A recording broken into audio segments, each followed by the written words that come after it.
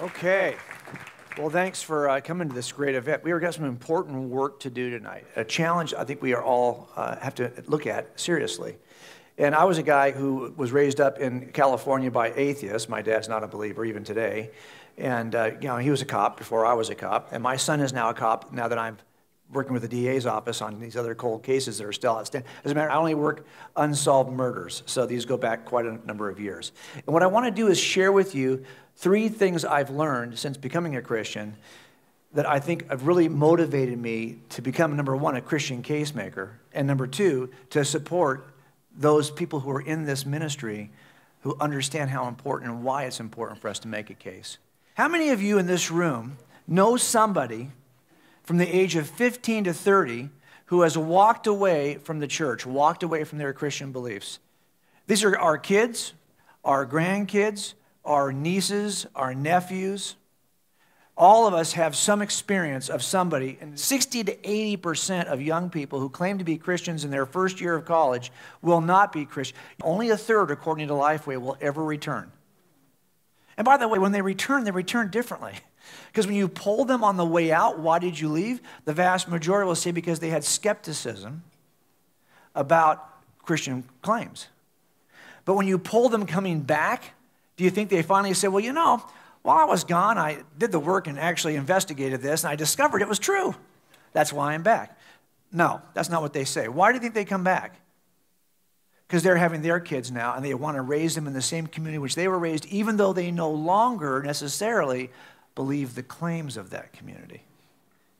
So we have to address this issue. So let me illustrate a way I think we can, 3 important concepts, and then how I think that what FaithSearch does actually addresses the 3 issues. I'm going to start with this vest. Maybe you guys have heard, this is a ballistic vest. You guys ever seen a ballistic vest before? This is a bulletproof vest. We have to wear these. We know these vests can stop rounds because we actually shoot rounds into the vest. Now that you know what the vest can do, it just gives you some confidence. I'll tell you what kind of confidence it gives. One night I get called out on a guy who pulled over a drunk driver.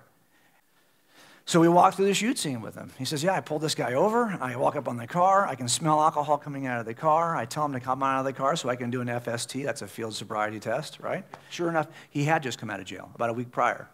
And he had under his untucked shirt a .45 caliber semi-automatic pistol in his waistband. The officer didn't know it. So this guy had been out of jail about a week and a half, 2 weeks, and he did not want to go back to jail. In our state, if you get arrested as a felon with a gun, a parolee with a gun, you're going to go back to jail for a year. So he tells him, do me a favor and turn around, I'm going to pat you down. So now this guy has to make a decision. He's about to get searched by a police officer, and he's got a gun in his waistband. So he decides, rather than get caught with the gun, he'll just turn around and kill the officer. So let's say this is our bad guy. The officer is standing about this far from the bad guy, and the bad guy is pointing a gun at him. And it's too far to really kind of get into a grappling match with this guy. So he has to make a decision. So I said, what did you do? He said, well, he beat me to the draw. I mean, he had his gun pointed at me. I didn't have my gun. My hands weren't even near my gun. I said, wow, that's not good. So he said, I just decided, I knew I was wearing my vest. So I just decided to tense up my stomach muscles and take the first couple of rounds until I can get my gun out and return fire. I thought, whoa, that's gutsy, right? And I could say that in a number of different ways. That was gutsy. Would you agree? See, before he started that night, he had belief that the vest could stop rounds because he'd seen the vest stop rounds. But that night, he went from belief that to belief in, just like that. Because now he was about to trust the vest to do the very thing that he thought it could do based on what he'd seen in the range. How many of you think our young people have belief in? That kind of belief in. The kind of belief in that is not going to hit the deck, run, jump around, get nervous when it's under attack. But is going to stand there and take the rounds because it knows that this is true. That's the whole thing we don't do as a church, folks. We don't give our kids enough good reason to believe that this can stop rounds. So the first time it's a professor who's attacking their beliefs, are they going to stand tall in something they're not sure can stop rounds? That's what I'm seeing, is that most of my young people, and I was a youth pastor for 5 years, I lost the first year I graduated of seniors, I lost them, all but one. So in the end, it turns out that belief, that is the very thing that gives you belief in. If you have this first, you can do this. Yeah, he survived it, right? He's telling me about it. But I thought to myself, wow, there's a message in there for all of us as Christians. There's another message in this. There's another kind of vest I want to introduce you to. This is a raid vest.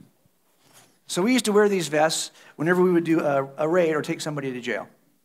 So one day we did a search warrant at the end of a long day, and we were all in shorts, but we had these vests in our car, so we put these vests on, and the idea was to go in and do this search warrant on this drug dealer.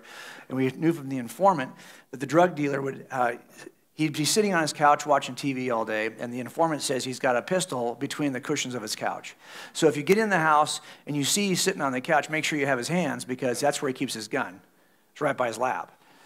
So, okay, fine. So we go in there to do this, and it's a 5-man entry team. We did a lot of SWAT training for years before this, so we know how to do an entry. The first guy in through the door, his job is to have eyes on the threat, the primary threat. So in this case, it's the guy sitting on the couch. The guy behind the scout is called the backup.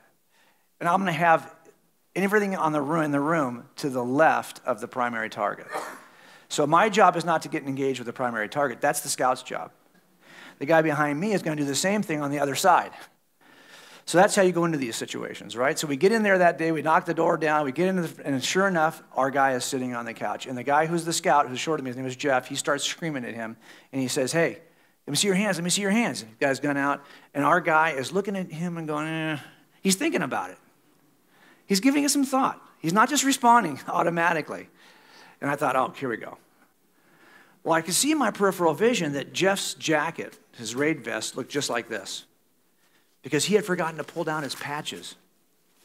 Now, I had my patches pulled down. So when I got up alongside Jeff, the bad guy saw my patches, and he gave up. No big deal. Why does that happen, by the way? Do you know how many times I've been saved by my patches or by my badge? When you're a young officer and you respond to every stupid call at a bar fight and you just run in there all by yourself and you get in there and there's 10 guys who are all, brave on alcohol, standing there, stop fighting for a second and look over at you, and they're all thinking, I can take this guy, right? But they don't even bother. Why? Because they realize if I start messing with that guy, this represents a much larger team that's better equipped, well-funded, just seconds away, can take care of the task. So they don't want to mess with the guy who's got patches. Does that make sense?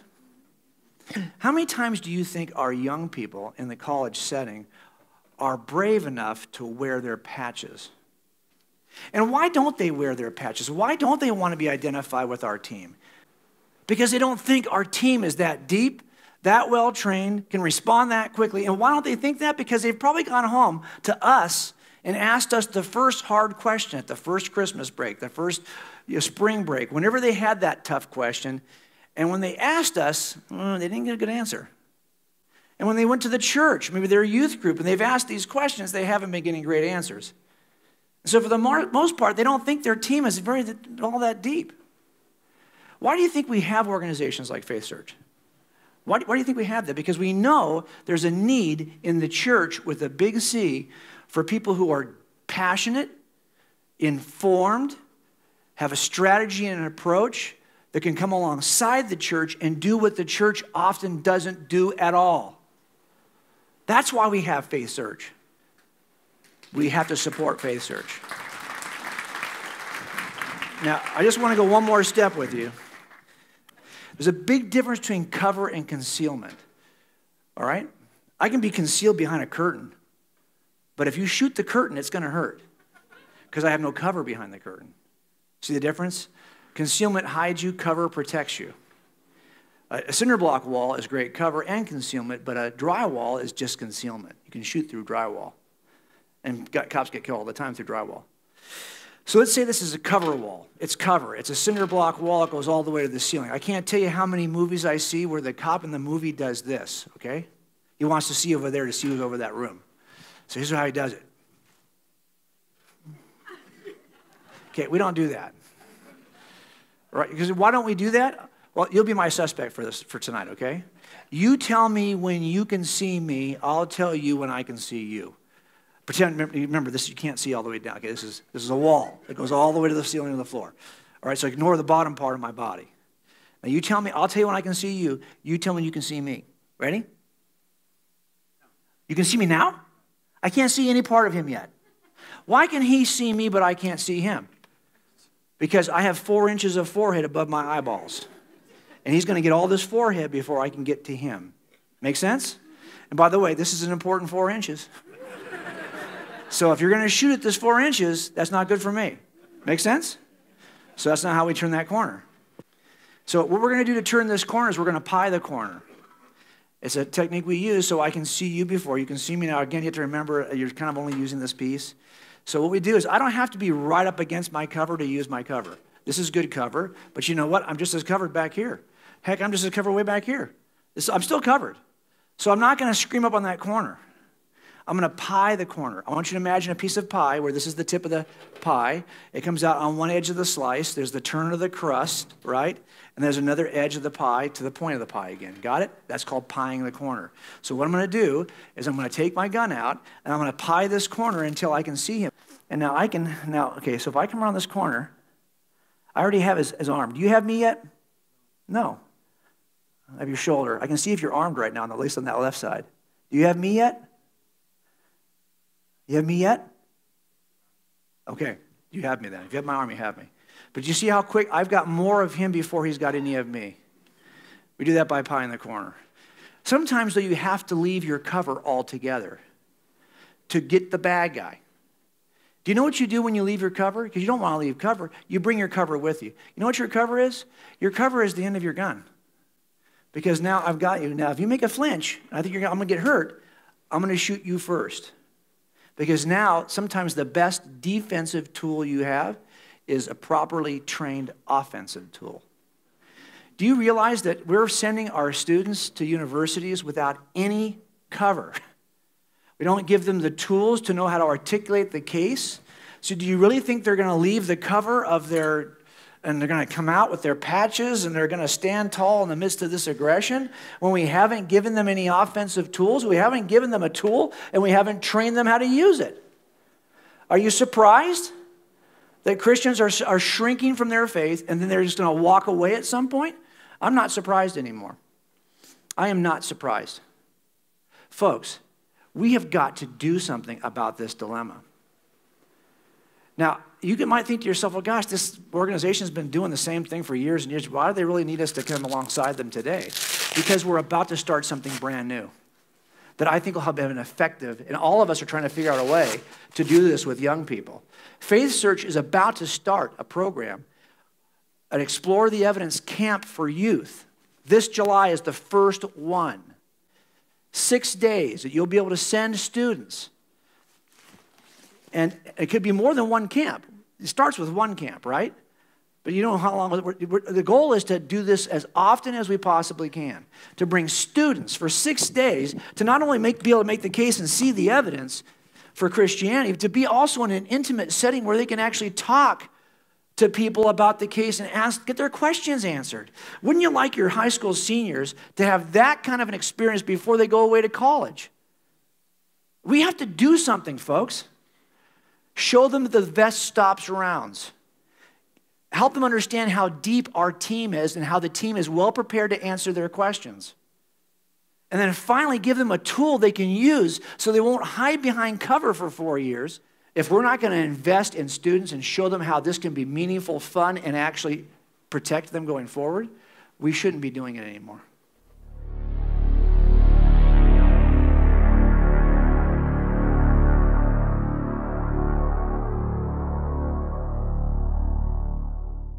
They're going to launch a new initiative that will address this problem head on. Are you willing to get on board?